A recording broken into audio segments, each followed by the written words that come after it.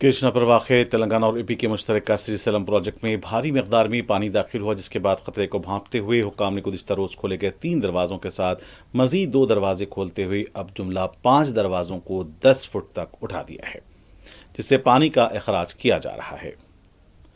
कर्नाटक और महाराष्ट्र में जारी मूसलाधार बारिश के नतीजे में दरियाए कृष्णा और इसकी मुआविन नदियों में ज़बरदस्त पानी का बहाव देखा जा रहा है। कृष्णा पर वाक़ तेलंगाना और एपी के मुश्तरका श्रीसैलम प्रोजेक्ट में भारी मकदार में पानी दाखिल हुआ, जिसके बाद खतरे को भांपते हुए हुक्काम ने गुज़िश्ता रोज़ खोले गए 3 दरवाज़ों के साथ मज़ीद 2 दरवाजे खोलते हुए अब जुमला 5 दरवाज़ों को 10 फीट तक उठा दिया है, जिनसे पानी का अखराज किया जा रहा है। फिलहाल बालाई इलाकों में 2,32,290 क्यूसेक्स पानी का बहाव जारी है, जबकि 5 दरवाज़ों